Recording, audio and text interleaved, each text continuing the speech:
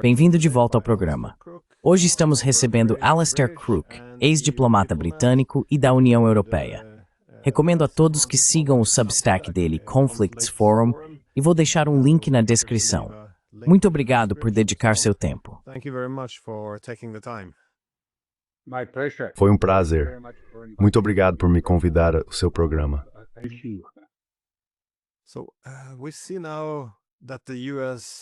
Então vemos agora que os Estados Unidos e a Europa se encontram cada vez mais divididos. Isso é claro, muito evidente com a guerra na Ucrânia. Os Estados Unidos estão pressionando Zelensky a aceitar concessões para um acordo de paz, enquanto os europeus parecem incentivá-lo a resistir. Você já foi negociador e também trabalhou para a liderança da UE. Como você entende essa situação? Porque, se a Ucrânia está agora se desintegrando, e um colapso sem um acordo de paz seria um desastre, como você interpreta essa posição? Sempre me perguntam por que há tanta resistência em aceitar quaisquer condições ou concessões.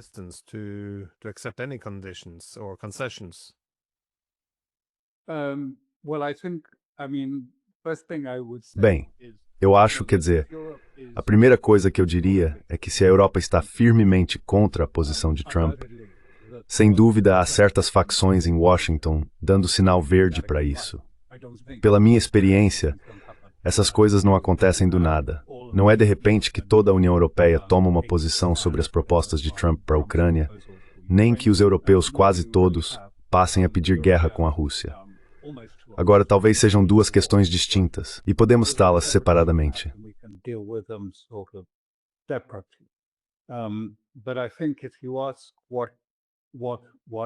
Mas eu acho que, se você perguntar o que aconteceu, bem, quero dizer, dá para voltar bastante, até o século XIX e assim por diante, na relação da Europa com a Rússia.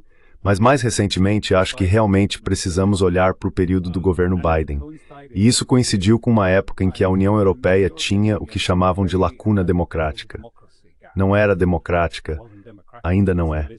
Mas já era bem evidente, naquela época, que havia uma lacuna democrática. Mas também havia uma lacuna de identidade, porque, quero dizer, uma tecnocracia não oferece aos europeus comuns uma identidade. É apenas, sabe, um sistema que regula. Não é algo pelo qual alguém se sacrificaria, a burocracia em Bruxelas.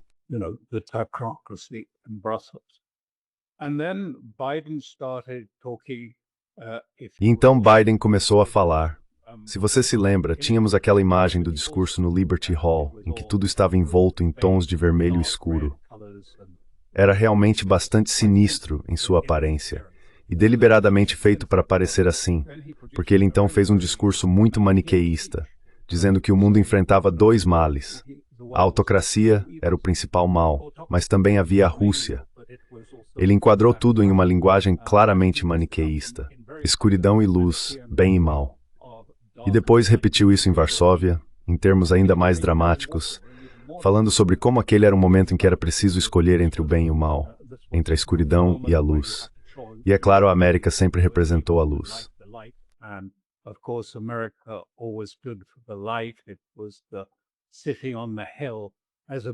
Era a cidade sobre a colina, um farol para o mundo. E a Rússia era essa força sombria que precisava ser resistida. Houve um discurso logo depois de von der Leyen, e ela praticamente repetiu aquele discurso, disse praticamente a mesma coisa. Sabe, é luz e escuridão, totalmente em termos maniqueístas. E acho que o que estava acontecendo na Europa envolvia várias coisas. Antes de tudo, de repente isso forneceu à Europa seus componentes que faltavam. Aqui estava algo que podia lhes dar valores. Na verdade, não havia um valor europeu. Quero dizer, você perguntar a um europeu comum, como eu era quando fazia parte da União Europeia, o que a Europa representa?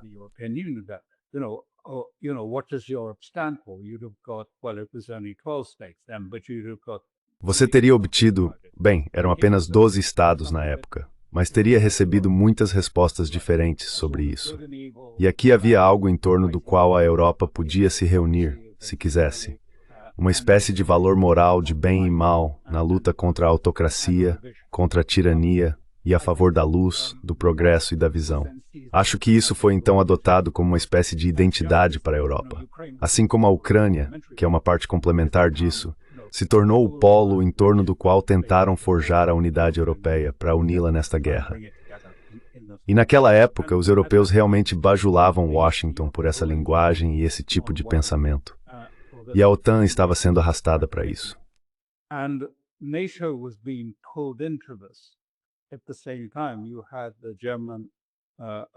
Ao mesmo tempo, a ministra das Relações Exteriores da Alemanha, Baerbock, chegou a fazer discursos em Nova York dizendo que a Alemanha havia abandonado a ideia de mudança por meio do comércio.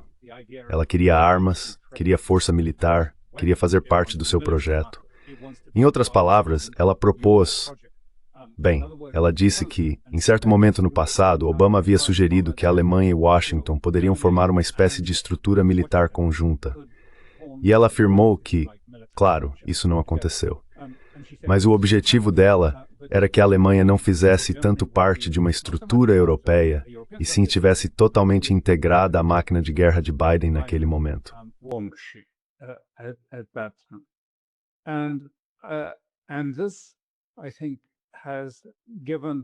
E isso, eu acho, foi se desenvolvendo na União Europeia ao longo do tempo. E veja, o maniqueísmo tem mesmo uma certa vertente messiânica. Acho que os líderes europeus se tornaram bastante messiânicos nessa busca pela luz, pela luta contra a autocracia e o mal.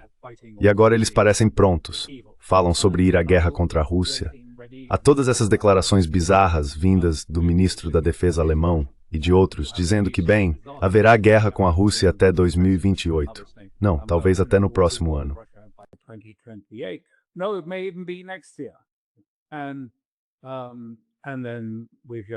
E então acabamos de ouvir o secretário-geral das Nações Unidas dizendo que precisamos nos preparar para uma guerra em uma escala como a que nossos avós enfrentaram. Em outras palavras, a Primeira ou a Segunda Guerra Mundial. Bem, isso é bizarro. Quero dizer, sabe, não faz sentido. E acho que também é extremamente perigoso. Mas é isso que está acontecendo, na minha opinião. E então tivemos isso. E é por isso que houve gritos de ansiedade tão grandes quando aquela declaração estratégica nacional foi divulgada pelos Estados Unidos, que sugeria que a OTAN tinha uma data de término. E também fez uma crítica muito dura à Europa, sua falta de valores, sua falta de democracia e sua falta de legitimidade.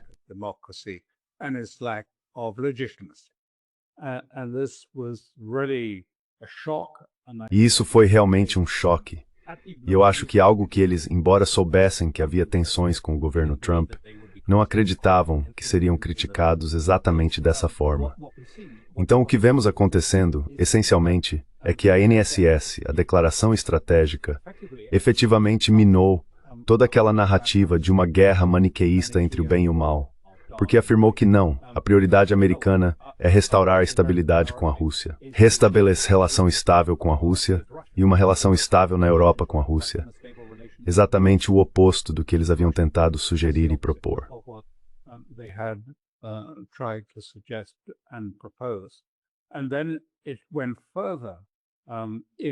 Então isso foi ainda mais longe na NSS, porque essa era a única questão que realmente mantinha a União Europeia unida, a Ucrânia. E ali, a NSS também afirmou que estamos trabalhando em direção a uma solução para a Ucrânia. Assim ela cortou tudo e deixou as elites europeias, não o povo da Europa, mas as elites, completamente desprovidas da identidade a qual queriam se apegar, da legitimidade de todo o projeto. Tudo estava sendo cortado nessa NSS. E então elas voltaram a isso e o perseguiram com uma espécie de zelo demoníaco, tentando ir a extremos extraordinários, até mesmo ilegais, para tentar impedir os russos. Eles não estão mais paralisados agora.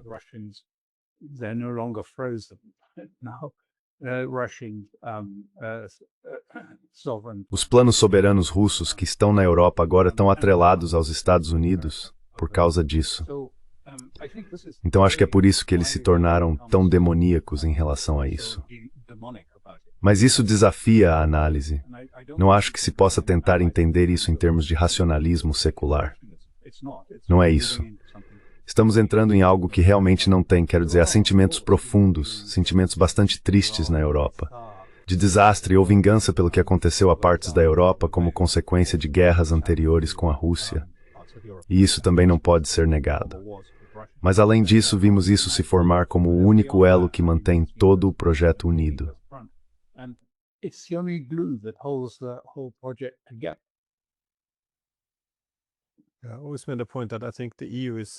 Sempre defendi que a UE é um pouco mais vulnerável a esse maniqueísmo também, porque é uma forma conveniente de manter a unidade entre os 27 Estados-membros. Se tudo é enquadrado como bem contra o mal, luz contra trevas, fica mais fácil conduzir todos na mesma direção. Quero dizer, quando se introduzem diferentes tons de cinza, as coisas tendem a se fragmentar mais facilmente em torno de interesses concorrentes.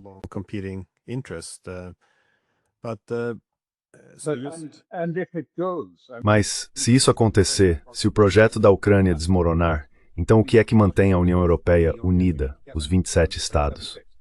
Porque, veja, a ideia era que isso também seria destacado por Mazzucato e pelo movimento em direção à eliminação de todas as formas de carbono do sistema. Isso deveria fornecer o que era necessário, uma maneira diferente de fazer o dinheiro circular pelo sistema, inundando-o de recursos, o que ajudaria os bancos e tudo mais. Eles estavam desesperadamente procurando algum tipo de estrutura, e ainda estão, que fornecesse o dinheiro e também os meios para que a União Europeia continuasse gastando como faz.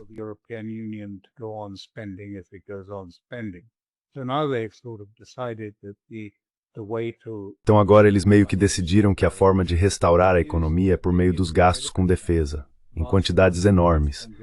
Eles acreditam que isso vai melhorar a economia e estimular o crescimento na Europa. Bem, é claro que não. Quero dizer, os gastos com defesa são notáveis, sim. As ações de algumas empresas de defesa vão subir porque haverá lucros. Mas o que acontece? Você produz tanques e, a menos que haja uma guerra, eles simplesmente ficam parados em um armazém.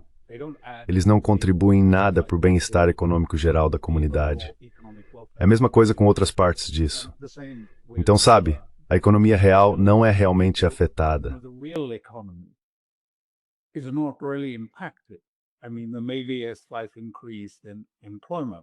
Quero dizer, pode haver um pequeno aumento no emprego, mas não há um grande desejo entre a maioria dos europeus de ir trabalhar em uma fábrica de armamentos.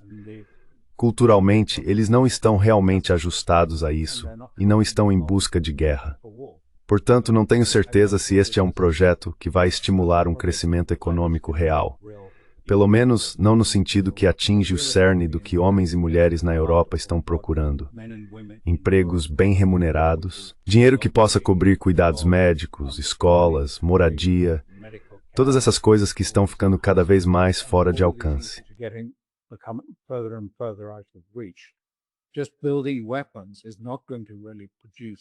A simples construção de armas não vai realmente gerar esse tipo de aumento no bem-estar das pessoas comuns, muito pelo contrário. O que isso vai fazer é desviar capital de, digamos, pequenas empresas, aquelas que produzem coisas na Itália ou na Alemanha. O capital já vem fluindo cada vez mais para ativos financeiros, mas isso vai afastá-lo ainda mais das empresas menores e de menor porte, porque os governos vão direcionar esse dinheiro para as grandes estruturas de armamentos.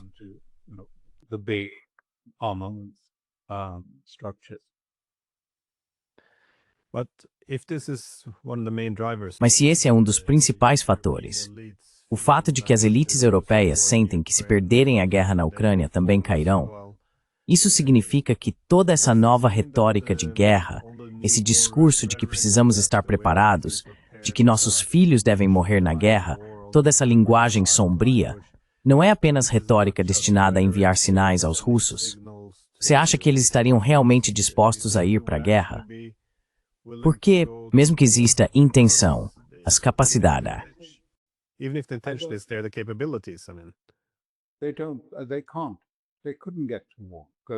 Eles não têm, eles não podem, eles não poderiam ir à guerra.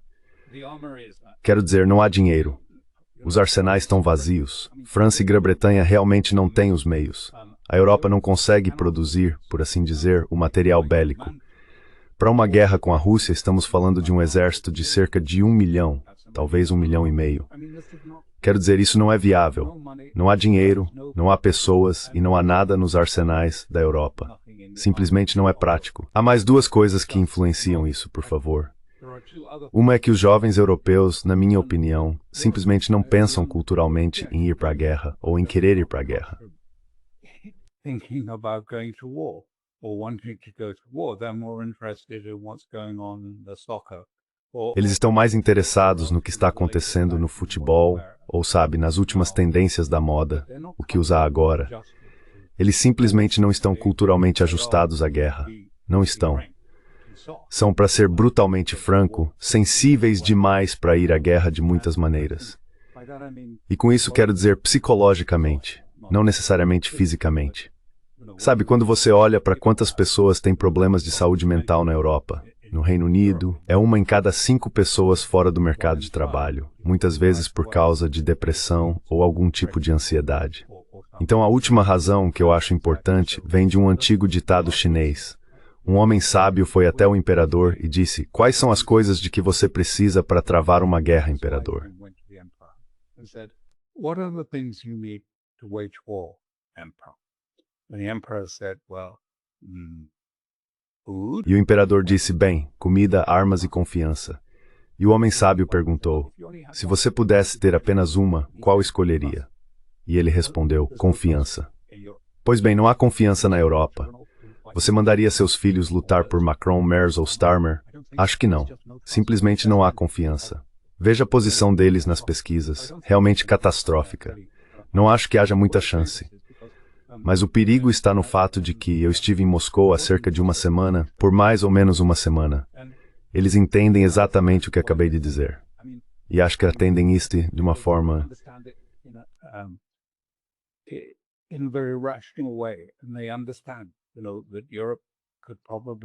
E eles entendem, sabe, que a Europa provavelmente conseguiria colocar no máximo absoluto de 100 mil a 150 mil homens em campo para lutar, muito longe de ser o suficiente para enfrentar um grande exército como o da Rússia. Eles entendem isso, mas continuam voltando à pergunta que você fez. Por que ouvimos guerra, guerra, guerra? E eu acho que eles entendem, portanto, que o que estamos discutindo não é realmente guerra, como Lutero dizia no tempo dos nossos avós, com milhões de camponeses. O que estamos falando é, por assim dizer, provocação, um ataque planejado para alcançar outro objetivo.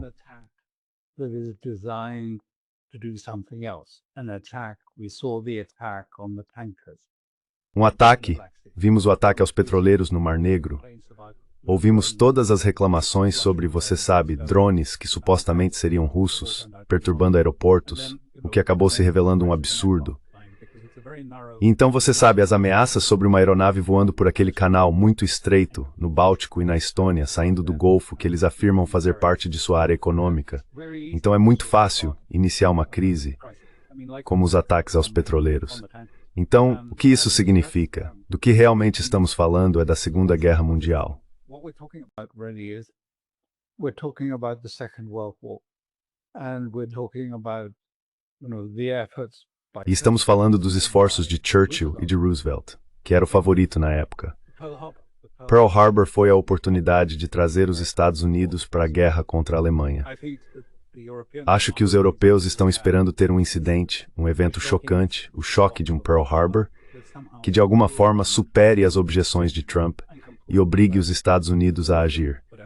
Não a Europa, embora a Europa estivesse junto, mas essencialmente os Estados Unidos. Porque não é possível enfrentar a Rússia apenas com o elemento europeu.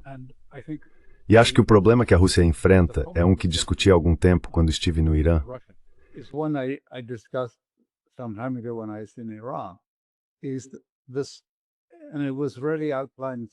E isso foi realmente explicado para mim por Abdollahian, que era o ministro das Relações Exteriores, morto naquele acidente de helicóptero.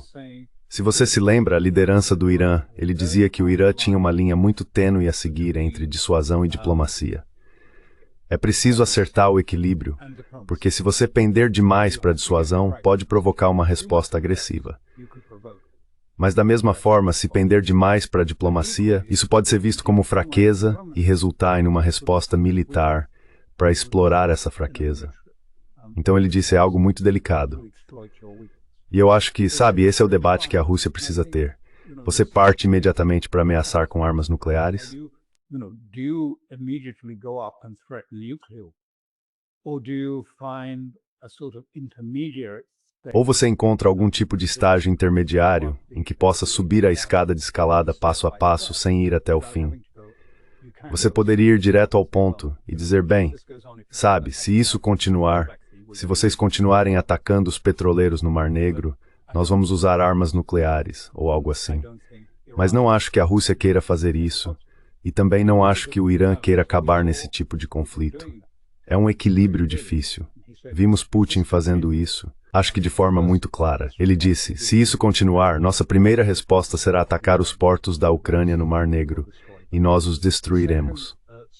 A segunda etapa, segundo ele, isolar a Ucrânia, torná-la um país sem acesso ao mar, cortando-a completamente.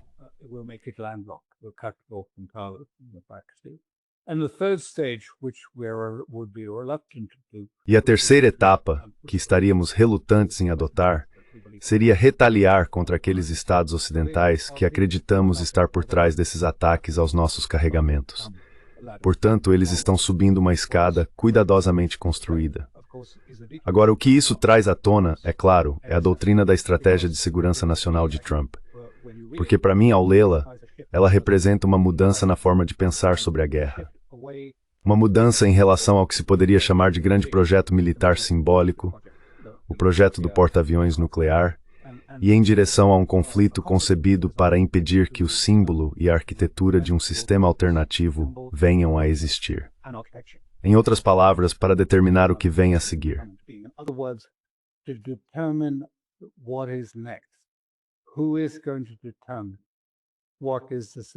Quem vai determinar qual sistema virá a seguir? Vai ser um sistema do tipo chinês, um sistema do tipo russo, ou vai ser o sistema de livre comércio de Adam Smith e da América? Foi muito interessante, na NSS havia, na verdade, uma referência a isso. Houve uma crítica, não apenas à Europa, mas também ao livre comércio, dizendo que foi isso que havia enfraquecido a América e a tornado dependente da dívida, o sistema de livre comércio. E houve uma espécie de referência indireta ao sistema americano, aquele que era realmente diferente no século XIX. Na verdade, Trump comentou sobre isso porque se tratava de tarifas, de proteger indústrias, de usar um sistema para, por assim dizer, se proteger e desenvolver sua indústria.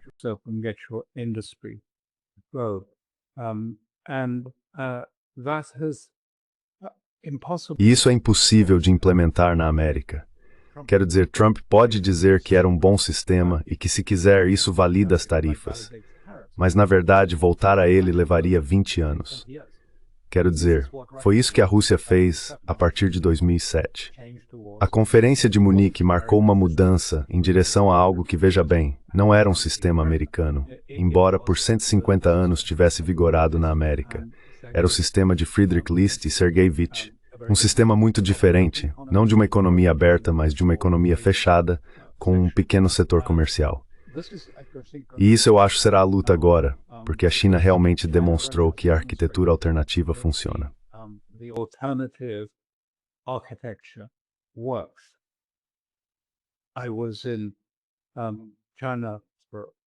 Estive na China por uma semana no início deste mês, e é realmente impressionante o que eles conseguiram fazer. Acho que isso não é devidamente compreendido, não apenas em termos de indústria, mas em um sentido mais amplo. O que eles fizeram foi, antes de tudo, observar o que estava acontecendo com a Rússia. Eles viram quando as sanções e tarifas foram impostas, quando o rublo foi atacado pela queda do preço do petróleo, em certo momento chegou até a ficar negativo. Eles viram tudo isso e, como Putin, decidiram que a autossuficiência era a única resposta. Precisamos ser completamente autossuficientes e nos afastar da dependência dos Estados Unidos. E eles conseguiram isso.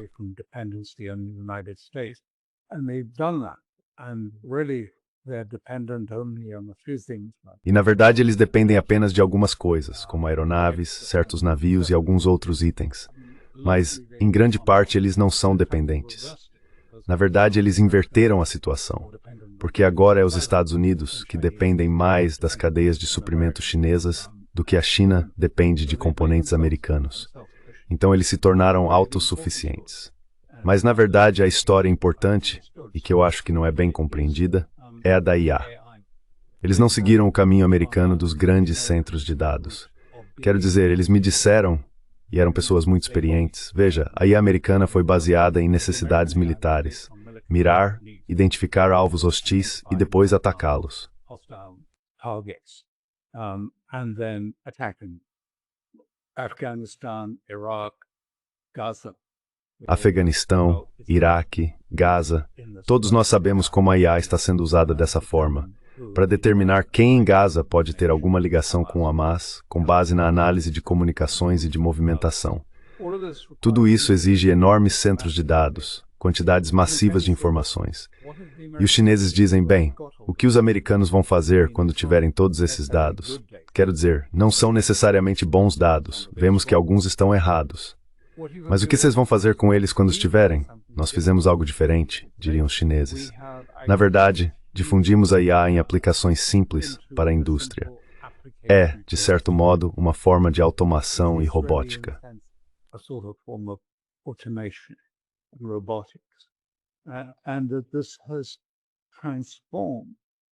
E isso transformou as coisas.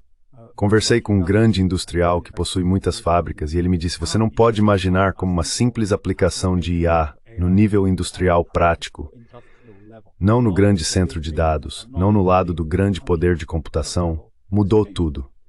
Ele disse, por exemplo, eu tinha muitas fábricas. Se eu pegar uma como exemplo, ela empregava 2.000 pessoas no ano passado. Este ano está empregando 200. Essa é a escala da mudança técnica que está acontecendo. É claro que uma das implicações disso é o desemprego na China. Mas como o crescimento foi de cerca de 6% na China no último trimestre, ele estava confiante de que a maioria das pessoas conseguirá emprego.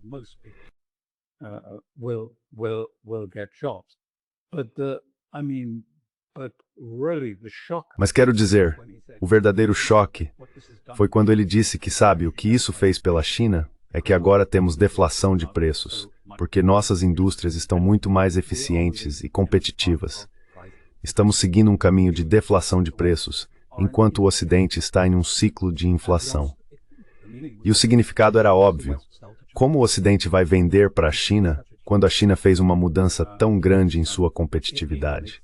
Não vejo como isso será possível. Então eles estão em uma posição muito forte agora, e acho que se sentem bastante confiantes nessa posição. Então, quando você olha para isso, eles olham novamente para o Ocidente e seu enorme investimento em IA e dizem que, sabe, acreditamos que houve uma grande reunião e discussão sobre IA pouco antes.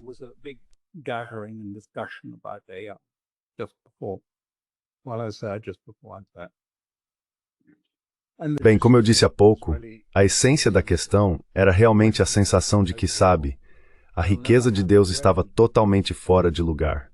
Eles nunca terão a receita vinda desses grandes data centers. Isso é algo que podemos ver claramente. Eles não vão obter a receita necessária para justificar esse gasto.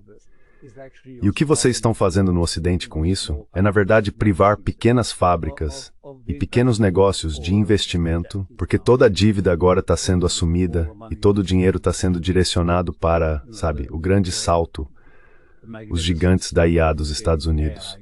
Mas vocês não têm botões. E o ponto que ele estava levantando, o industrialista disse, olhe para mim. Quero dizer, eu implementei, por assim dizer, uma espécie de IA difusa em nível operacional. E eu tenho receita.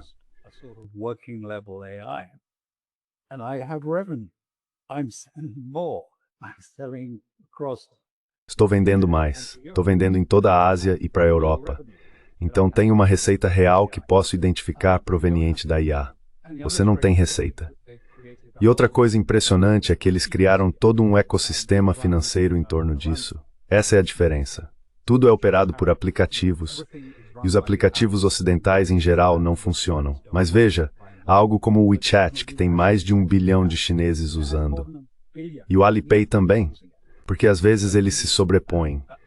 Então eles têm uma esfera financeira. E claro, a IA foi incorporada por meio do Alibaba, o Amazon da China. Então tudo faz parte desse processo. Eles vão obter receita de ambas as formas.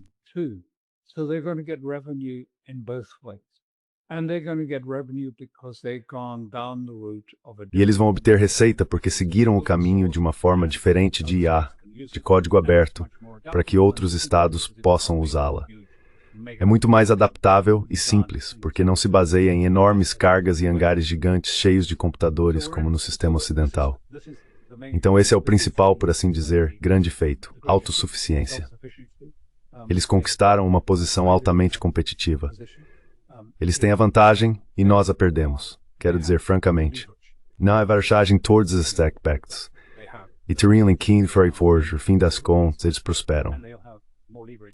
Because at the end of the day, they believe, I'm not an expert in AI, but they strongly Eu não sou especialista em IA, mas acredito fortemente que a abordagem deles em relação a IA será a que vai dominar na Ásia e nos BRICS. O modelo ocidental, com sua pesada carga de dados e sensores, vai consumir investimento demais e eventualmente desabar. Vamos ver. Mas é por isso que eles estão tão confiantes. Então, como isso se relaciona com o presente? Bem, acho que a Venezuela mostra como isso se aplica agora. Porque Maduro, neste último verão, fez uma oferta a Trump que foi sem precedentes. Quer dizer, ele disse, você pode, eu abrirei nossa mineração de ouro, petróleo e outros recursos para empresas americanas, parceiros para explorar a economia. Farei tudo isso. in the economy. I will do all of that. You can invest and in oil industry. Você pode investir na indústria do petróleo, pode investir em tudo. E foi realmente um sacrifício completo dos recursos e da soberania da Venezuela, por assim dizer. Vocês podem ter tudo, podem fazer parte de tudo, ele disse às empresas americanas. Algumas empresas americanas ainda estavam lá, uma em particular nunca deixou a Venezuela. Mas essa era a oferta. E o que elas conseguiram de Trump? Ele disse isso publicamente, mas eu não consigo explicar, um não categórico. Não. Bem, por que ele faria isso? Por que Trump diria não, quando poderia conseguir tudo o que supostamente queria? Os recursos da Venezuela para sustentar o sistema financeiro excessivamente alavancado dos Estados Unidos, pegar todos esses recursos e permitir que as empresas americanas voltassem e se apoderassem deles.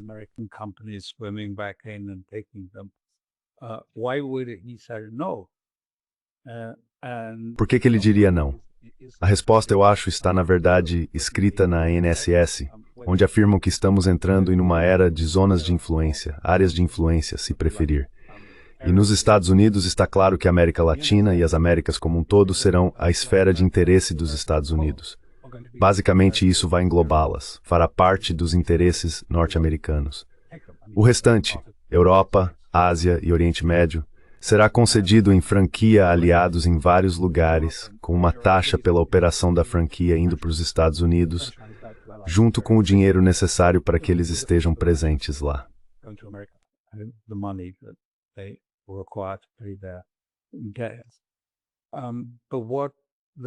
O que está em questão é que no INSS está escrito que haverá apenas uma, por assim dizer, empresa nas áreas onde eles têm influência e controle. O parágrafo diz: expulsaremos qualquer infraestrutura que pertença a outra potência. E claro, em novembro, o que aconteceu foi que a Venezuela assinou um acordo na Expo de Xangai com a China, um acordo de tarifa zero. Além disso, uma empresa chinesa privada, não estatal, mas privada, concordou em fazer um investimento de 20 anos na economia venezuelana, abrangendo muitos setores. Um investimento enorme, pessoas no local, pessoas fornecendo recursos. Seria realmente um investimento maciço por parte da China.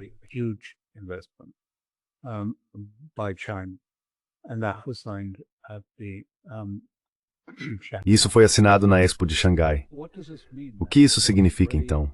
O que estamos realmente vendo é que Trump está dizendo, veja, esses chineses, essas pessoas, não se trata de petróleo. Petróleo é fungível. E ele disse não ao acordo com Maduro. Ele disse, não, eu não vou fazer isso. Em vez disso, ele disse algo como, monte uma frota de navios de guerra. O que ele está dizendo é que não vamos ter essa infraestrutura. A infraestrutura está especificado na INSS. Não permitiremos a infraestrutura de outros em nossa esfera de interesse. Não vamos ter empréstimos chineses. Não vamos ter, por assim dizer, tecnologia chinesa. Não vamos aceitar corredores chineses. Não vamos aceitar portos e outras infraestruturas construídas pelos chineses.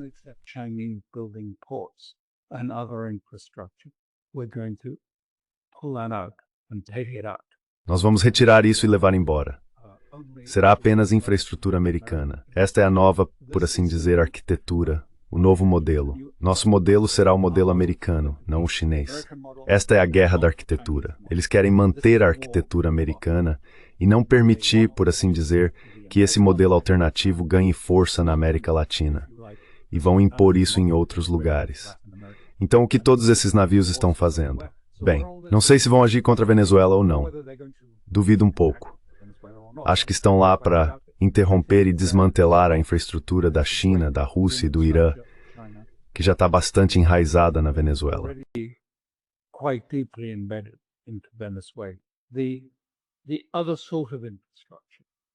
O outro tipo de infraestrutura, por assim dizer, a infraestrutura suave, construir portos, oferecer crédito, sem exigir mudanças políticas ou cometer erros, é nisso que eles investem.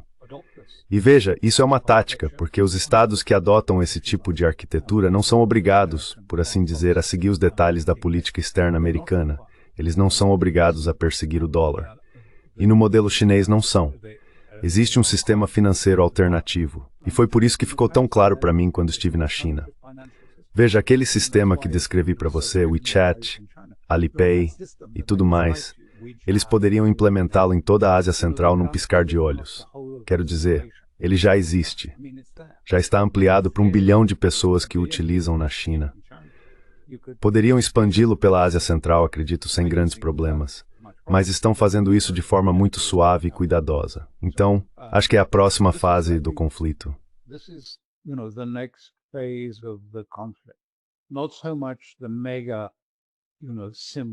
Não tanto os grandes, você sabe, símbolos, porta-aviões e toda a parafernália da velha guerra, mas como você interrompe e garante. Qual será o próximo modelo econômico para o mundo?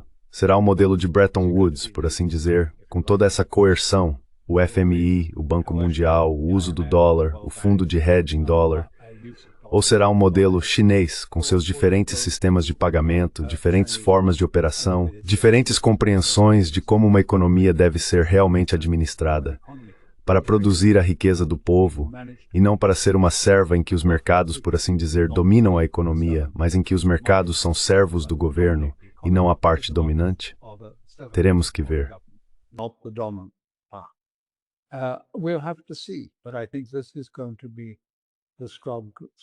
Mas acho que essa será a luta nesse período.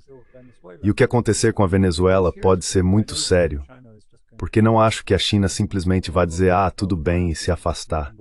Isso será muito simbólico para o futuro, muito simbólico para os BRICS, muito simbólico para a forma como outros países vão olhar para isso e dizer, bem, isso é importante. Então é para aí que acho que estamos indo, em direção a esse tipo diferente de guerra, por assim dizer. Porque Trump está tentando, ele disse isso primeiro em seu discurso em Riyadh, e está escrito na NSS, ele está tentando avançar para uma geopolítica transacional baseada em negócios. Geopolítica baseada em negócios. Quer dizer, o que isso significa?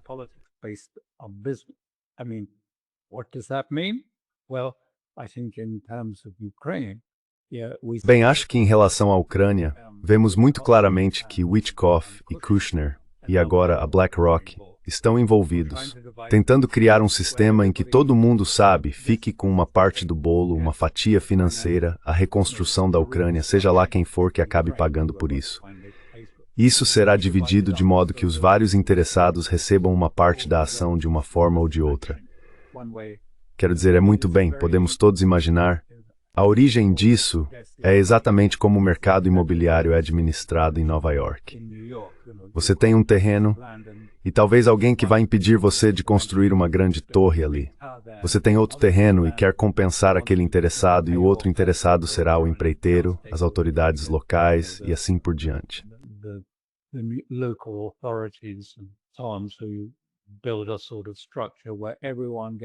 Então você constrói uma espécie de estrutura em que todos recebem um pouco de algo e assim a coisa pode ser feita.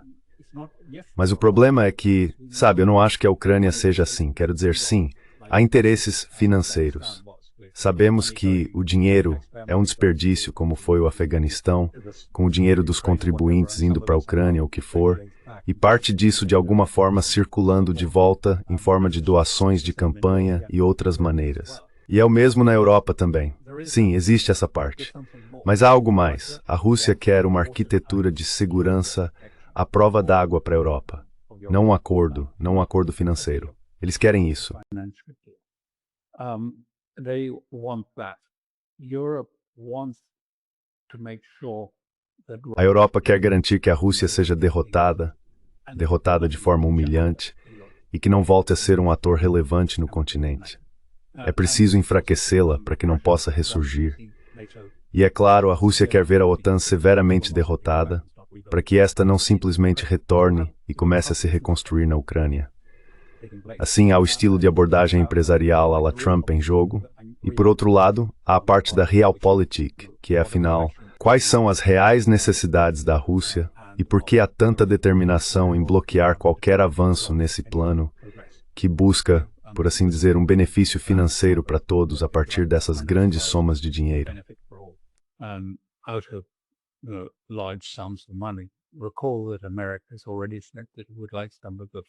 Lembre-se de que os Estados Unidos já disseram que gostariam de usar parte dos ativos russos congelados, cerca de 100 bilhões disso, e que usariam esse dinheiro para a reconstrução da Ucrânia. E claro, eles ficarão com uma porcentagem dos lucros, ou a BlackRock ficará, ou quem quer que seja. O fato de a BlackRock estar agora envolvida em negociações mostra que essas negociações estão sendo conduzidas apenas por empresários. Não há ninguém ali realmente redigindo uma proposta de paz juridicamente vinculante, devidamente preparada e elaborada. É um acordo, não um tratado legal adequado. É isso que a Rússia quer, e no momento isso ainda não foi alcançado.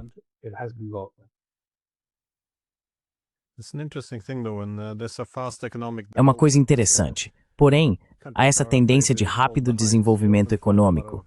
Os países têm medo de ficar para trás, então muitas vezes se vê muito investimento mal direcionado acontecendo. Mas eu concordo bastante. Acho que a incapacidade de competir com a China, a resposta dos Estados Unidos, parece ser criar essas regiões econômicas exclusivas onde não precisam competir com a China, como também gostariam de fazer com a Venezuela. Mas os europeus, por outro lado, não têm muitas dessas opções. Eles não têm a soberania tecnológica dos americanos, não têm a capacidade de estabelecer esse tipo de zona exclusiva. Então, considerando que você falou antes sobre confiança, a falta de confiança, o que você acha que poderiam ser as possíveis consequências políticas na Europa agora? Porque há uma certa ironia nisso.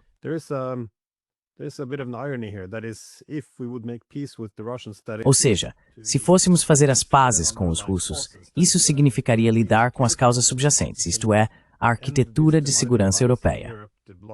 Se conseguíssemos acabar com essas linhas divisórias na Europa, com a política de blocos, a Europa poderia realmente prosperar se dedicássemos mais esforços à cooperação com a Rússia. Mas em vez disso, bem, Chas Freeman observou que talvez estejamos diante de um momento pré-revolucionário na Europa, porque tem havido muita marginalização da oposição e da mídia, e agora com esses crescentes problemas econômicos que você mencionou, nossos líderes estão mais ou menos dizendo que precisamos nos preparar para uma guerra com a Rússia. E todas essas mentiras dos últimos anos estão sendo expostas. Então, apenas como uma última pergunta, você vê a possibilidade de uma grande convulsão política devido, sim, eu diria, a uma crise de legitimidade política? Você deve jurar.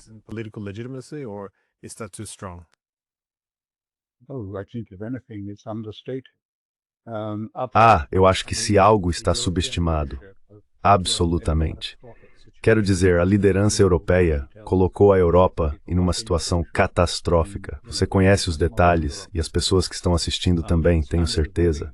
O modelo de negócios da Europa entrou em colapso. O padrão de vida dos europeus está desabando. Há uma enorme tensão em outras áreas, como a imigração. E todas as pontes políticas de saída foram deliberadamente destruídas pela União Europeia e sua insistência em um cordão sanitário. São apenas partidos centristas, muitas vezes minoritários. E veja, o NSS estava absolutamente certo sobre isso. Não é nem democrático, nem particularmente legítimo.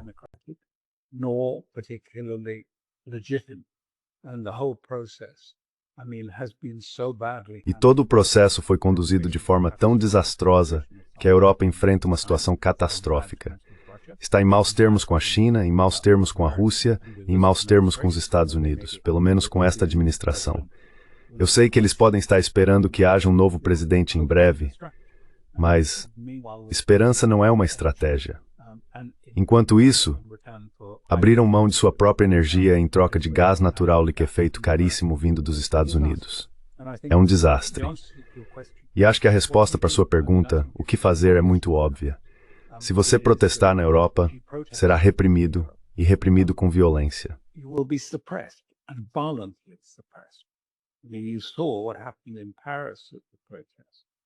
Você viu o que aconteceu em Paris durante o protesto. Tudo isso é claramente um plano coordenado e deliberado para não permitir manifestações. Os protestos são uma forma de reação, manifestações bastante fortes.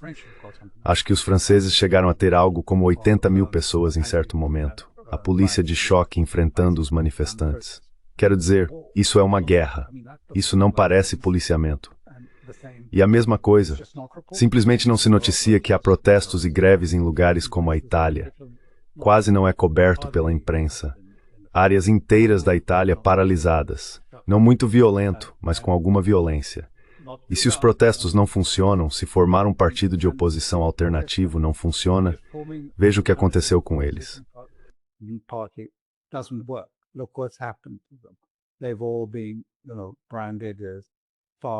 Todos eles foram, você sabe, rotulados como extrema-direita ou enfrentando proibições.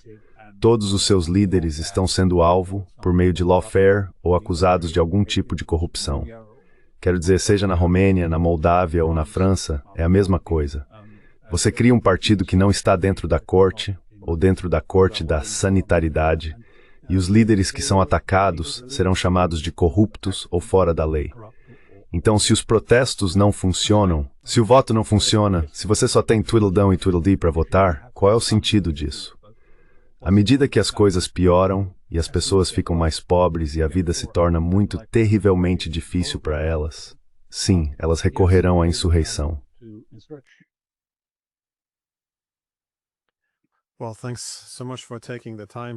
Bem, muito obrigado por dedicar seu tempo.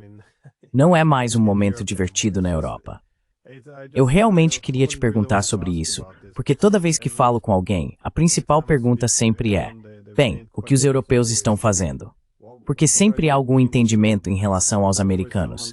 Eles conseguem entender os russos, conseguem entender os ucranianos, mas os europeus são sempre um pouco enigmáticos, o que é um bom indicativo de que talvez os líderes europeus estejam agindo em seus próprios interesses nacionais.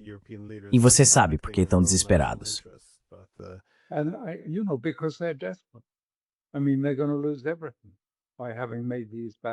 Quer dizer, eles vão perder tudo por terem tomado essas decisões ruins. Vão perder a única coisa, a cola que mantinha a União Europeia unida. Vão perder a credibilidade. Vão ter perdido o modelo de negócios. Estão enfrentando uma crise financeira e o colapso do padrão de vida de seus eleitores. É uma situação muito pouco invejável.